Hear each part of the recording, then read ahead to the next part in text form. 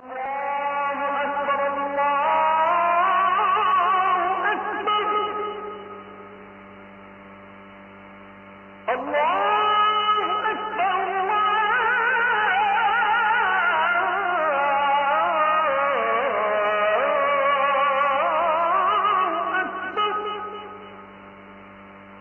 ফজর ওয়া লায়ালিন আশর, আল্লাহ তাআলা নিজেই সময়ের কসম করেছেন। আল্লাহ তাআলা কসম করেন কোন জিনিসের? যে জিনিসের দাম আল্লাহর কাছে অনেক বেশি।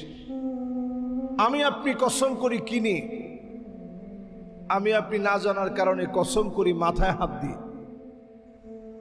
হুজুর মাথায় হাত দিয়ে বললাম এই কাজ জীবনে আমি করিনি। আজকে থেকে জেনে নেন এই জাতীয় কসম করা সম্পূর্ণরূপে হারাম, সম্পূর্ণরূপে। অনেকে আমরা কসম করি চোখের উপরে হাত দিই, যে হুজুর আমরা চোখটা শুয়ে বলতেছি আমি এই কাজ করিনি। এই জাতীয় কসম করা সম্পূর্ণরূপে হারাম। অনেকে যারা ভণ্ড পীরের মুরিদ আছেন, উনারা কসম করে আমার পীর বাবার কসম। হুজুর পীরের নামে কসম দিলে মিথ্যা কথা আমি বলি না, অন্য সব কসমে মিথ্যা কথা বলি, মাগার পীরের নামে যদি হুজুর কসম দেই, ওই কসম কোনোদিন আমি মিথ্যা বলি না। তাহলে বলেন পীরের নামে কসম দেওয়া যাবে? ফামান কানা ইউহলিফ ফালইউহলিফ বিল্লাহ, যদি কসম করা লাগে আল্লাহর নামে কসম করতে হবে, অন্য কারো নামে কসম করা যাবে না। এক সময় ছিল লোকেরা বলতো ওয়ান নবী, নবীর কসম। আল্লাহর নবী নিষেধ করে দিলেন খবরদার আমার নামে কসম করো না। কসম যদি করাই লাগে একমাত্র যার নামে করা লাগবে তিনি কে? আপনি বলবেন ওয়াল্লাহি, বিল্লাহি, তাল্লাহি, এই তিন শব্দ দিয়ে কসম করবেন। আল্লাহর কসম। যদি কসম করাই লাগে কোন পীরের নামে না। অনেকে নিজের সন্তানের মাথায় কসম করে, সন্তানের মাথায় হাত দিয়ে বলি এটা আমি করিনি। অনেকে মাথায় কোরআন নিয়ে কসম করে, এই কোরআন আপনার কসমের কিতাব হিসাবে আল্লাহ পাঠায় নাই। এই কোরআন আল্লাহ পাঠিয়েছে চুলের গোড়া থেকে নিয়ে পায়ের তালু অবধি পরিবর্তন করে, চুলের গোড়া থেকে নিয়ে পায়ের তালু অবধি পরিবর্তন করে আইনের কিতাব হিসেবে আল্লাহ পাক মানব জীবনের সমস্ত বিধিবিধান দিয়ে এই কোরআনকে আল্লাহ নাজিল করেছে। জোরে কোন আল্লাহু আকবার। এটা কসমের কিতাব না। যদি কসম করাই লাগে আল্লাহর নামে কসম করবেন, ওয়াল্লাহি বলে কসম করবেন, বিল্লাহি বলে কসম করবেন, তাল্লাহি বলে কসম করবেন। আমি আপনি কসম করলাম আল্লাহর নামে। আল্লাহর চাইতে বড় এই পৃথিবীতে কেউ নাই, ক্ষমতায় নাই, শক্তিতে নাই,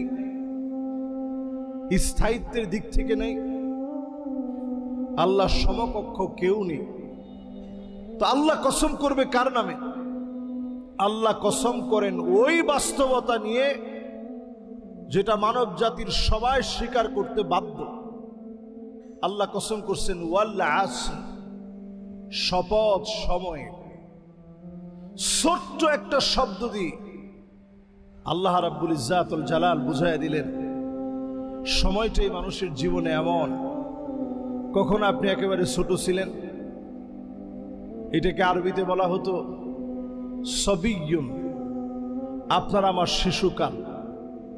পেরিয়ে আমরা হয়ে গেলাম গোলামন, আপনার আমার যৌবনের কাল চলে আসলো। পেরিয়ে আপনি আমি চলে গেলাম শাবাবুন, বালেগ হওয়া থেকে নিয়ে এত যৌবনে আপনি পদার্পণ করলেন, এখন আর কোনো কিছুরই কিছু মনে হয় না।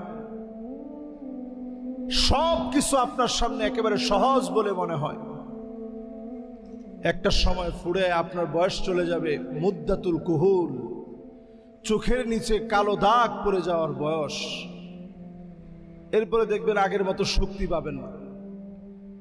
এরপরে একটা সময় আসবে শাইখুন, 60-এর উপরে যখন আপনার বয়স চলে যাবে, আপনি বার্ধক্যে উপনীত হলেন, নবীজি বলেন আমার উম্মত হায়াত পাবে বাইনা 60 ও 70, এই 60-70 মাঝামাঝি হায়াত পাবে। অনেককে হয়তো আল্লাহ তাআলা পছন্দ করে আরেকটু বেশি হায়াত দেন, ওনার কাজকর্মের পছন্দে হয়তো আল্লাহ তাআলা আরেকটু হায়াত বাড়িয়ে দেন। তো এটা হচ্ছে উম্মতের হায়াত। আল্লাহ তাআলা এক শব্দ দিয়ে কসম করে বুঝায় দিলেন, সময়টারে তুমি কাজে লাগাও। এই যে এখন যে সময়টাতে আমরা আছি, চতুর্দিকে ফিতনা ফাসাদ চলছে।